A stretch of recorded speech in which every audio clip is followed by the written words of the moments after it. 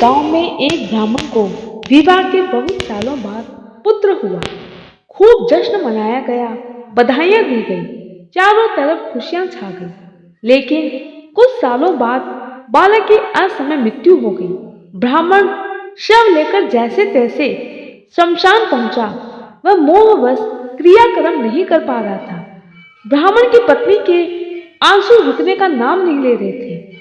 उस ब्राह्मण दंपति ने पुत्र प्राप्ति के लिए किए जप तप व्रत यज्ञ इत्यादि अनेक कार्य किए थे। उन्हें रह रहकर पुत्र का जन्म उत्सव याद आ रहा था।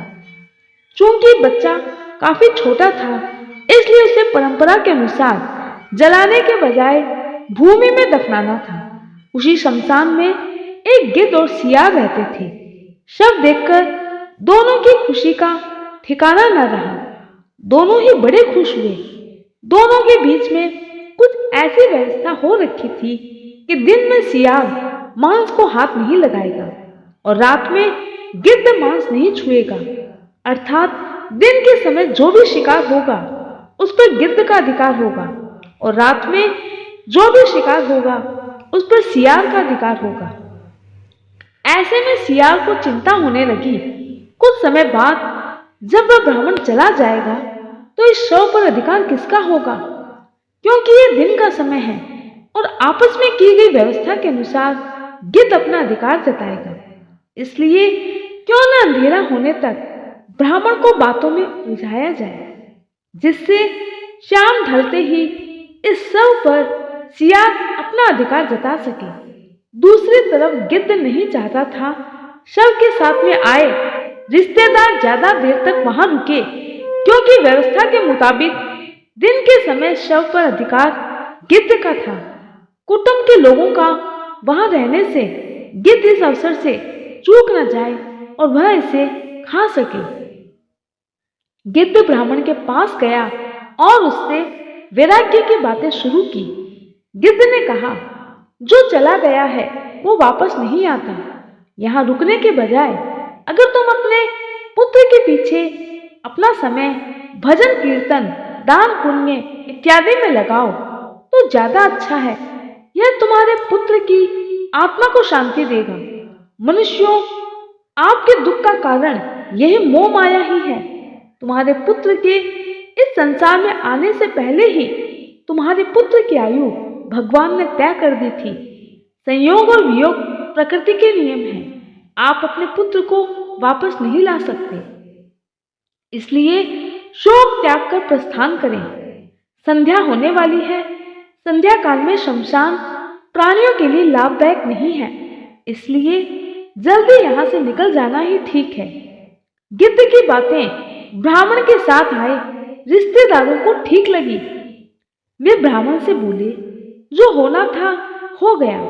तुम्हारे बालक की आयु भगवान ने इतनी ही तय की थी, अतः शोक छोड़कर हमें चलना चाहिए और अपना ज्यादा से ज्यादा समय भजन कीर्तन में बिताना चाहिए। यहाँ रुकने से क्या लाभ। सियार सब सुन रहा था। उसे गिद्ध की चाल सफल होती दिखी तो भागकर ब्राह्मण के पास आया। सियार कहने लगा, बड़े निर्दयी हो। जिससे प्रेम करते थे उसके मृत देह के साथ थोड़ा वक्त नहीं बिता सकते, फिर कभी इसका मुख नहीं देख पाओगे। कम से कम संध्या होने तक जी भर के देख लो। हो न हो कहीं ना कहीं तुम्हारे बालक की आत्मा यही आसपास तुम्हें देख रही है। उन्हें रोके रखने के लिए सियार ने नीति की बातें छेड़ दी। जो रोगी हो, जिस पर अभियोग लगा हो और जो शमशान की ओर जा रहा हो, उसे बंधु बांधवों के सहारे की जरूरत होती है। सियार की बातों से परिजनों को कुछ तसल्ली हुई। उन्होंने तुरंत वापस लौटने का विचार छोड़ दिया। अब गिद्ध को परेशानी होने लगी। उसने कहना शुरू कर दिया, एक दिन हर प्राणी की यही दशा होनी है। शोक त्याग कर अपने अपने घर को जाओ। इसके मोक्ष की तैयारी करो। तुम ज्ञानी होने के बावजूद एक कपटी सियार की बातों में कैसे आ सकते हो। तुम्हारा शोक मृतक को दूसरे लोक में कष्ट देगा। जो मृत्यु के अधीन हो चुका है उसे रोकर व्यर्थ कष्ट क्यों देते हो। लोग चलने को हुए तो सियार फिर से शुरू हो गया। कुल का सूर्य अस्त हुआ है। कम से कम सूर्यास्त तक तो रुको। जब तक सूर्य आकाश में विराजमान है, देवी चमत्कार हो सकते हैं। रात्रि में आसुरी शक्तियां प्रबल होती है। मेरा सुझाव है थोड़ी प्रतीक्षा कर लेनी चाहिए। सियार और गिद्ध की चालाकी में फंसा ब्राह्मण परिवार तय नहीं कर पा रहा था क्या करना चाहिए। अंततः पिता ने बेटे का सिर गोद में रखा और जोर जोर से विलाप करने लगा। उसके विलाप से शमशान कांपने लगा। तभी संध्या भ्रमण पर निकले महादेव पार्वती वहां पहुंचे। पार्वती जी ने जब बिलखते परिजनों को देखा तो दुखी हो गए। उन्होंने महादेव से बालक को जीवित करने का अनुरोध किया। पहले तो भोलेनाथ ने पार्वती को मना कर दिया, लेकिन उनकी जिद के आगे प्रभु की एक न चली और उन्होंने बालक को 100 वर्ष की आयु दे दी। गिद्ध और सियार दोनों ठगे रह गए। क्रोध से तिल मिलाए हुए गिद्ध और सियार दोनों ने भोलेनाथ को प्रणाम करते हुए कहा, प्रभु आपने ये क्या किया? इस शव को लेने के लिए हम दोनों ने एड़ी चोटी का जोर लगा दिया, लेकिन आपने अंत समय में आकर इसको जीवन दान दे दिया। अब हमारे भोजन की व्यवस्था का क्या होगा? अब तक यहाँ बैठकर तुमने इस ब्राह्मण को जो भी उपदेश दिया वह पूर्णतः नीति के अनुकूल था। तुमने प्राणियों को तो उपदेश तो दे दिया, लेकिन उसमें सांत्वना की बजाय तुम्हारा स्वार्थ निहित था।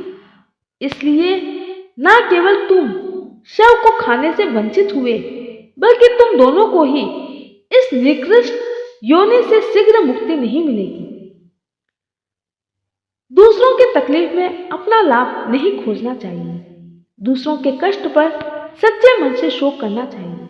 अगर कोई दुखी है तो उसे निस्वार्थ भाव से सांत्वना देनी चाहिए। दूसरों के दुख में जो अपना लाभ देखकर बनावटी दुख जताता है, उसे अंत तक कष्ट ही भोगना पड़ता है। जय श्री कृष्ण।